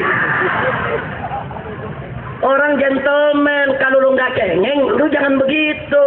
Lu dendam NU, dendam umat Islam, angkat aja senjata, kita perang lagi. Betul, betul. Siap perang lawan PKI. Takbir. Ini enggak ngadu ke Komnas HAM, kami dizalimi. Kami dibunuh, 1 juta dibantai, tak lu bomenan. Banjir tidak, bengkong tidak, cengeng tidak. Jangan, kan lu duluan yang mulai, yang nyulik kiai lu, yang bakar pesantren lu, yang bunuh jenderal lu. Nah sekarang begitu dibunuh lagi, kami dizolimi cacing pasir. Kira-kira jelas tidak? Paham tidak? Jadi sekali lagi nih, yang pertama, kalau Presiden sampai minta maaf kepada PKI, berarti PKI tidak. Yang kedua, kalau PKI tidak salah, berarti NU, berarti Muhammadiyah, berarti Kiai, berarti pesantren, berarti jenderal, berarti tentara, berarti polisi. Yang benar PKI. Kurang ajar tidak? Berarti kalau Presiden sampai minta maaf, bahaya tidak? Oh, kalau Presiden sampai minta maaf, jangan-jangan Presidennya PKI juga. Betul? Betul? Kira-kira jelas tidak? Jelas tidak? Yang ketiga, saudara, perhatikan baik-baik nih yang ketiga nih. Kalau pemerintah minta maaf kepada PKI tidak salah, berarti PKI harus direhabilitasi. Apa itu rehabilitasi? Harus diumumkan bahwa nama baiknya dipulihkan, saudara. Karena PKI bukan bajingan, bukan pecundang, bukan pejahat, tapi pahlawan yang harus diumumkan ke seluruh Indonesia. Bahaya tidak? Bahaya tidak? Yang keempat, saudara, kalau PKI tidak salah dan direhabilitasi, berarti aset-aset PKI yang telah dirampas oleh negara semua harus dikembalikan kepada PKI, saudara. Baik itu berupa tanah, rumah ataupun harta benda lainnya, saudara. Hati-hati, jangan sembarangan presiden minta maaf, saudara. Nah, kemudian saudara, yang kelima, kalau PKI dianggap tidak salah, PKI direhabilitasi, PKI dikembalikan asetnya, maka yang kelima, PKI akan mengajukan kompensasi. Apa itu kompensasi? Ganti rugi. Saat ini anak-anak PKI sudah menyebarluaskan. Mereka minta ganti rugi untuk satu anggota PKI yang dirugikan tahun 1965, saudara, baik yang dibunuh, yang luka, yang dipenjara, maupun lainnya, saudara, yang jumlahnya kurang lebih 3 juta orang di tahun 65, saudara. Mereka minta satu orang jadi ganti 1 miliar rupiah. Coba hitung 1 miliar kali 3 juta berapa? 3 berapa? Ayo berapa? Berapa triliun? Sekarang saya tanya, yang keenam, kalau satu anggota PKI dapat 1 miliar, yang 500 juta buat dia, 500 juta buat partai untuk ikut pemilu lagi, saudara. Gede gak modalnya?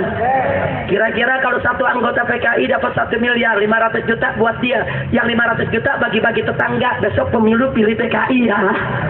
Ya maaf-maaf aja, orang kita kan dikasih duit main terus tuh. Jujur, betul. Nah, kalau begitu PKI besok bisa menang gak? Bisa menang gak? Nah, saudara, kalau kira-kira kalau dia menang, bisa kemungkinan terjadi lagi gak tahun 65? Bisa terjadi lagi tidak? Berarti berbahaya tidak? Biarkan atau cegah? Biarkan atau hadang? Takbir! Ada lagi yang ketujuh, saudara. Kalau PKI dinyatakan tidak bersalah, pemerintah minta maaf, kiai-kiai dinyatakan bersalah, maka PKI akan menuntut pengadilan hak asasi manusia, baik dalam negeri maupun internasional. Nah, akibatnya apa, saudara? Semua siapa saja dulu yang terlibat dalam perang melawan PKI akan didata nama-namanya dan akan diseret ke pengadilan hak asasi manusia sebagai penjahat perang. Siapa saja mereka? 1. Seluruh tentara dan polisi, saudara, yang di tahun 1965 termasuk Pak Kiflan Zain, saudara, yang dapat sakya rencana dari negara karena perang melawan PKI akan dijadikan penjahat perang. Hati-hati itu, saudara. Akan diseret ke pengadilan, saudara. Karena jenderal-jenderal kita saat ini, saudara, 50 tahun yang lalu, usia mereka masih dari tamtama, mereka prajurit, mereka banyak yang ikut perang melawan PKI, mereka berjasa, betul. Tapi jasa mereka, sakya rencana mereka dianggap pahlawan, berubah, mereka menjadi penjahat perang, saudara. Saya tanya, bahaya tidak? Bahaya tidak? Bahaya tidak? Apa Anda rela kalau jenderal-jenderal Indonesia semua diseret menjadi penjahat perang gara-gara perang melawan PKI? Jawab jujur, rela tidak? Ridho tidak? Ada lagi yang lebih berbahaya, yang ke-8, saudara. Apa yang ke-8? Kiai-kiai NU. Kiai-kiai NU yang sekarang mimpin pondok-pondok pesantren, saudara. Saat ini usia mereka ada yang 75 tahun, ada yang 80 tahun. Dulu 50 tahun yang lalu mereka anggota Banser, bahkan ada yang jadi komandan Banser, saudara. Mereka ikut perang lawan PKI, mereka ikut bunuh PKI. Berarti kiai-kiai NU tersebut, saudara, termasuk Kiai Haji Hasim Musadi, termasuk kiai-kiai sepuh NU yang lainnya, saudara, semua akan diseret, termasuk, saudara, Rais Amsuriah NU saat ini, Kiai Haji Ma'ruf Amin, saudara, semuanya akan diseret, semuanya penjahat perang, semuanya akan diadili di pengadilan HAM, dinyatakan sebagai penjahat perang. Kurang ajar tidak? Kurang ajar tidak? Jujur, jawab yang keempat. Apa Anda rela kalau kiai-kiai NU diseret dinyatakan sebagai penjahat perang? Apa rela kalau mereka ditangkap gara-gara perang lawan PKI? Apa rela kalau mereka diadili oleh pengadilan HAM? Saya mau tanya, siap bela Islam? Siap bela NU? Siap bela kiai? Siap bela pesantren? Takbir! Ya Allah. Karena pertama beliau jenderal, yang kedua kampanye di mana-mana anti PKI. diincar bener nih PKI ini. Tapi insya Allah beliau nggak bakal takut untuk menghadapinya. Amin. Amin. Amin. Makanya tentara jangan jauh-jauh dari kiai. Betul? Betul? Betul? Kalau nggak ada kiai, tentara nggak ada apa-apanya. Betul? Saya mau tanya, yang dirikan tentara Indonesia siapa? Jenderal Sudirman. Betul? Jenderal Sudirman itu adalah Ustadz Madrasah Ibtidaiyah, saudara. Ustadz Madrasah Ibtidaiyah di Yogyakarta ngajar pakai sepeda.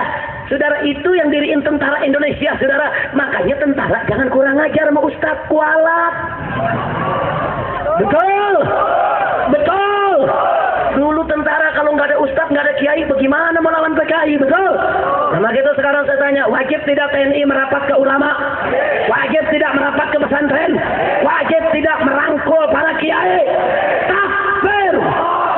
Sama gitu saya mau tanya semuanya, kalau besok NU diganggu, siap bela NU? Siap bela NU? Saudara, kami di FPI, orang-orang tua kami dulu di NU semua. Kakek saya itu komandan Banser di Petamburan, saudara. Ditangkap oleh Kakrabirawa, disiksa, saudara. Allah masih selamatkan nyawanya, saudara. Oleh PKI. Orang-orang tua kami ini orang-orang NU, orang-orang Banser. Dulu ada yang nanya, Habib, dulu tahun 65, kenapa FPI tidak ikut berjuang? Kan belum beranak. FPI belum ada tahun 65, betul? Betul? Saya ini lahir bulan Agustus tahun 65. Jadi saya waktu lagi panas-panasnya PKI mau berontak, ada dalam perut ibu. Nah mungkin saya dengar, saya tendang perut ibu minta keluar. Mau minta keluar buru-buru. Karena keluar juga tanggal 24 Agustus. Akhirnya September kejadian, nama si bayi, bagaimana gua bela, goblok. Betul? Betul? Tapi kalau besok PKI coba-coba saudara mengganggu, NU tidur aja di rumah. Banser, lu istirahat aja. Tentara polisi minggir dulu. Biar FPI dulu yang menghadapi mereka. Takbir! Siap ganyang PKI. Siap hantam PKI. Takbir! Siap bela NKRI. Siap bela Islam. Siap bela Islam. Siap bela Islam. Siap bela negara. Siap bela NU. Siap bela Muhammadiyah. Siap bela Banser. Siap bela NU. Takbir! Sallu ala Nabi. Jadi saya mau tanya, yang salah NU atau PKI? Jawab yang keempat, yang salah NU atau PKI? Yang salah Masumi atau PKI? Yang salah Syarikat Islam atau PKI? Yang salah Muhammadiyah atau PKI? Yang salah tentara atau PKI? Yang salah polisi atau PKI? Yang salah Habib atau PKI? Yang salah Kiai atau PKI? Siap ganyang PKI? Takbir! Alhamdulillah. Udah punya golok belum? Jawab yang keempat, punya gak? Golok ada? Golok ada? Parang ada? Badik ada? Celurit ada? Pistol? Kalau pistol ada jangan dijawab. Umpetin lagi. Nanti waktunya baru kita keluarin. Betul? Betul? Betul? Gak usah khawatir kalau PKI bangkit, saudara, pistol di mana? Pakai planzen yang siapin. Iya kan tadi kita bilang tentara tidur, polisi tidur, senjata. Ini lu kasih gue. Betul? Betul? Nah, kalau sekarang tentara tidur, polisi tidur, senjata dibawa, geblak.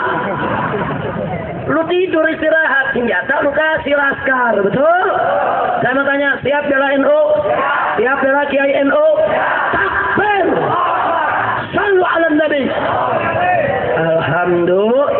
Nah, jadi kesimpulannya kalau presiden minta maaf nih sama PKI, bahaya tidak? Bahaya tidak? Nah, jadi saudara, kami sejak 6 bulan yang lalu sudah keliling. Kami ke DPR, kami menghadap ke Menko Polhukam, saudara. Kemudian kami sampaikan surat ke Presiden, kami datangi setiap pejabat di Jakarta. Kami FPI menolak dengan tegas untuk minta maaf kepada PKI. Bahkan, saudara, pada tanggal kita gelar parade tauhid di Senayan. 2 bulan tanggal berapa waktu itu? 16 Agustus, saudara. Kami menggelar parade tauhid. Ratusan ribu umat Islam dari kelompok mana saja ikut. Dari NU, dari Muhammadiyah, dari Persis, dari Wasiliyah, dari FPI. Saudara, semua rame-rame kita turun di Jakarta, ratusan ribu orang, saudara. Untuk apa? Kita datang ke istana untuk minta Presiden jangan sekali-kali minta maaf kepada PKI. Jadi kami sudah turun, kami sudah demo, kami sudah ke DPR, semua udah kami kerjakan. Yang belum satu, nyembelih PKI. Nah, itu aja yang belum, sudah. Tinggal tunggu tanggal mainnya. Betul? Betul? Betul? Nah, maka itu kita doakan. Mudah-mudahan Presiden Jokowi dapat taufik dan hidayah. Agar beliau tetap konsisten tidak minta maaf kepada PKI. Supaya jangan membuka kembali luka lama. Betul? Jangan kembali membuat gaduh di Republik Indonesia. Betul? Nah, karena itu GBN yang dideklarasikan malam ini, GBN anti komunis, ini harus bekerja keras. Siapa pimpinan GBN di sini? Siapa pimpinan GBN-nya? Mana orangnya? Oh, lagi naik haji. Mudah-mudahan dapat haji mabrur. Amin. Nah, kita amanatkan kepada gerakan bela negara untuk konsisten istiqomah bela NKRI dan ganyang komunis. FPI 24 jam setiap saat harus siap. Kapan saja ada kumandang jihad melawan PKI, rame-rame kita angkat senjata, kita lawan mereka. Takbir! Takbir! Siap berjuang! Siap berjihad! Takbir! Rela tidak kalau NU disalahkan? Siap bela NU, siap bela Kiai, takbir. Makanya saya mau kasih tahu, ada orang mau adu domba. Ini PKI suka adu domba. NU sama FPI mau diadu domba. Ini perbuatan PKI ini, saudara. Nggak bisa diadu domba, saudara. FPI ini anak NU cuma agak bandel dikit. Itu doang, saudara. Nah, kan tahlilnya sama, maulidnya sama. Betul? Mazhab Syafi'inya sama, akidah Asy'ariyahnya sama. Betul? Beda berantemnya. Gitu doang. Dulu juga NU tukang berantem awalnya, saudara. Nah, Bansor aja dia potong itu PKI. Betul? Betul?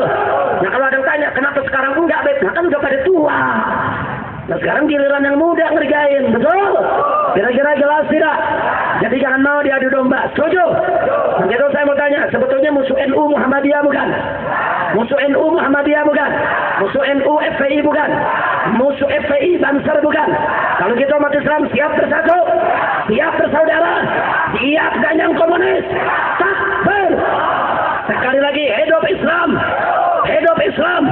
Hidup Islam! Hidup NKRI! Hidup NU! Hidup Muhammadiyah! Hidup FPI! Hidup Ormas Islam! Hidup tentara! Hidup polisi! Takbir! Ayo rame-rame, sebelum saya tutup, rame-rame kita buat yel-yel. Ayo, ayo, ganyang PKI, ganyang PKI, sekarang juga semua. Ayo, ayo, ganyang PKI, ganyang PKI, sekarang juga lagi. Ayo, ayo, ganyang PKI, ganyang PKI, sekarang juga. Takbir! Takbir! Sallu ala Nabi. Nah, maka itu kita ucapkan terima kasih kepada Bapak Kiflan Zain. Kemarin tampil juga ada di TV One. Di TV One galak betul tampilnya, betul. Cuman di sini kalem-kalem lah dia. Alhamdulillah, bagus. Mudah-mudahan beliau tetap istiqomah, amin. Mudah-mudahan jenderal-jenderal nggak ada lagi yang jadi jenderal PKI, amin. Pokoknya kalau ada jenderal TNI, saudara, setuju Presiden minta maaf kepada PKI, patut dicurigai jenderal. Jenderal. Kita nggak boleh lagi ada minta maaf kepada PKI. Setuju tidak? Setuju tidak? Nah, sebagai penutup, saudara, walaupun kita bicara begitu keras, bukan berarti kita memusuhi anak keturunan PKI. Bukan. Dalam Islam tidak ada dosa keturunan. Yang salah bapak-bapaknya, anaknya tidak salah. Betul? Maka itu FPI dan NU sepakat. Muhammadiyah juga setuju bahwa anak keturunan PKI yang tidak pernah tahu menau, tidak terlibat dengan peristiwa 1965 tidak boleh dikebiri haknya, hak sosialnya, hak politiknya, hak ekonominya, hak bermasyarakatnya. Silakan mereka bermasyarakat dengan kita. Betul? Betul? Syaratnya satu, jangan mereka usung lagi ideologi komunis, jangan mereka hidupkan lagi PKI. Udah nggak usah cerita lagi tuh cerita-cerita lama yang membuka luka kita semua. Nanti membuat gaduh, betul. Jadi aja warga yang baik, betul. Bahkan kalau anak keturunan TKI mau masuk pesantren, belajar, jadi ustaz, jadi kiai, kita terima saudara. Nggak ada dalam Islam dosa keturunan, betul. Mereka mau jadi pejabat boleh, nggak ada masalah. Tapi ingat, mereka harus dilipsus dulu, diteliti dulu, diperiksa dulu dengan cermat. Mereka bawa ideologi PKI gak? Bagaimana pandangan mereka dengan peristiwa 65? Itu kan bisa dicermati, itu kan bisa diteliti, itu kan bisa ditanya, kan bisa kita undang ahli psikologinya saudara. Periksa, kalau dia bersih, betul-betul tobat, dia mau jadi ustaz, betul-betul tobat, dia mau jadi santri, betul-betul tobat, dia mau ikut NU, dia mau ikut FPI, dia mau masuk ke ormas Islam. Kenapa tidak saudara? Tapi kalau kayak tadi itu, Rizka Ciptaning masuk ke salah satu partai, ikut pemilu, masuk jadi anggota DPR RI, bikin buku, aku bangga jadi anak PKI. Bikin buku lagi, anak PKI masuk parlemen. Kurang ajar tidak? Kurang ajar tidak? Berarti masih mengusung ideologi. Kalau yang begini kasih jalan jangan. Kasih jalan jangan. Takbir. Hati-hati saudara. Kira-kira jelas tidak? Ingat, di DPR RI saat ini tidak kurang dari 80 orang anggota DPR RI yang masih berbau PKI dan ideologinya masih PKI. Kita mesti waspada saudara. Nah, begitu saya tanya sekali lagi, NU dan FPI siap bersatu? Dan Muhammadiyah siap bersatu? Ulama semua siap bersatu?